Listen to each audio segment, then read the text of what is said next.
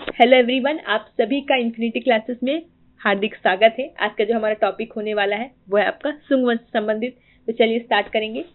ठीक है, सबसे पहले हम देखेंगे शुंग वंश की अगर हम बात करते हैं, ठीक है, तो ध्यान समझिएगा आप लोग कि जो चंद्रगुप्त मौर्य है, ठीक है ना, चंद्रगुप्त मौर्य वो मौर्य वंश के क्या संस्थापक है।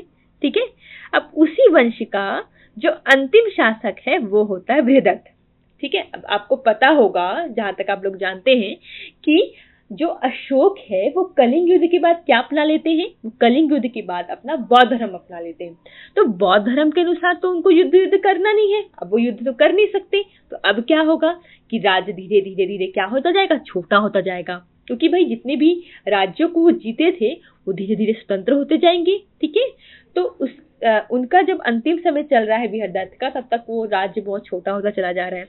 तो बृहदत्त का सेनापति कौन है आपका, पुष्यमित्र शुंग, जो कि किस वंश का है, शुंग वंश का है। तो वो ब्राह्मण वंश का है और वो जैसे ही मौका पाता है बृहदत्त की हत्या कर देता है। क्लियर हुआ, क्या कर देता है, बृहदत्त की हत्या कर देता है, क्योंकि भाई वो राज्य विस्तार तो कर नहीं रहा है, और क्या बन जाता है, राजा बन जाता है। ठीक है, आप पुष्यमित्र शुंग के बारे में पढ़ेंगे तो आपको बहुत सारी मालविकाग्निमित्रम है, ठीक है, गार्गी संहिता, इसमें आपको इसके बारे में पर्याप्त जानकारी मिलेगी। ठीक है, अब इस वंश का शुंग वंश एक ब्राह्मण वंश था। इस वंश का अंतिम शासक था देवभूति। इसकी हत्या कौन किया, इसी का सेनापति कौन था, वो वासुदेव, जो कि कण्व वंश का था, उसने किया था। और फिर अंत में आपको सुशर्मा आ जाएगा। सुशर्मा को सिमुक मार दिया, जो कि सातवाहन वंश का, इसको आंध्र सातवाहन भी कहते हैं। ये आपको देखने को मिलता है, ये मौर्य वंश, शुंग वंश, कण्व वंश और सातवाहन वंश। तो मौर्यों की बात, ये जो छोटे छोटे वंश आए ना, इनको हम कहते हैं मौर्योत्तर काल। क्या कहते हैं, मौर्योत्तर काल कहते हैं। क्लियर हुआ इतना, चलिए इसको बहुत से समझिएगा, इंपॉर्टेंट है। तो अभी हमको क्या पढ़ना है, सिर्फ और सिर्फ शुंग वंश पढ़ना है। ठीक है, तो आप देख सकते हैं कि मौर्य वंश के पश्चात जो आपका ईसा पूर्व दूसरी शताब्दी थी, उसमें शुंग वंश की स्थापना होती है। तो मौर्य वंश का जो सम्राट अशोक का पुत्र है, ठीक है, तो पुष्यमित्र शुंग जो है वो क्या करते हैं, बृहदत्त की जो है हत्या करके किसकी स्थापना करते हैं, शुंग वंश की स्थापना करते हैं। क्लियर हो गया इतना, चलिए फिर आगे समझते हैं हम लोग।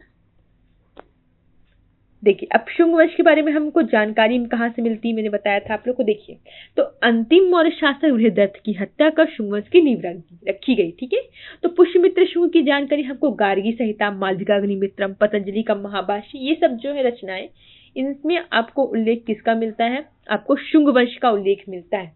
क्लियर हुआ, शुंग वंश का उल्लेख इसमें आपको मिलता है। और खासकर जो मालविकाग्निमित्र है, तो इसी किसका द्वारा है कि इसमें अग्निमित्र है जो पुष्यमित्र का बेटा है, और मालविका यज्ञसेन की क्या है, चचेरी बहन है, तो उनके प्रेम संबंध का उल्लेख किया गया। और पतंजलि जो है तो वो तो इनके राज दरबार में ही रहते थे। ठीक है, क्लियर हुआ, तो ये इनके बारे में जानकारी का मुख्य स्रोत रहा है। ठीक है, अगर हम देखें छत्तीसगढ़ में इसके बारे में, तो शुंग वंश जो है, छत्तीसगढ़ में शुंग वंश के मात्र सिक्के मिलते हैं। सिक्के आपको मल्हार से वसुमित्र का एक तांबे का सिक्का मिलेगा, ठीक है, जिसमें अश्वमेध चित्रांकन किया गया है। उसमें क्या उल्लेख है, रण्णो रण्णो वसुमित्र, ये आपको लिखा हुआ उसमें मिलेगा। ठीक है, और एक प्रतिमा प्राप्त हुई हमको कहाँ से, मल्हार से, विष्णु की कैसी चतुर्भुज प्रतिमा प्राप्त हुई है। ठीक है, और डॉक्टर श्याम कुमार पांडे के अनुसार भारत का सर्वप्रथम अभिलिखित प्रतिमा है। ठीक है, जैसे कि प्रतिमा में अगर कुछ चीज उत्कीर्ण होती है तो उसको क्या कहते हैं हम लोग, अभिलिखित प्रतिमा कहते हैं। क्लियर हुआ इतना, चलिए तो फिर आज का जो हमारा सेशन यहीं पे समाप्त होता है। बहुत बहुत धन्यवाद सभी का। इसी प्रकार हमारे सेशन में जुड़े रहिए। आपकी और किसी भी टॉपिक के बारे में आपको जानना हो तो आप बिल्कुल सजेस्ट कीजिए कमेंट सेक्शन में। तो चलिए जल्दी ही मिलते हैं अगले टॉपिक।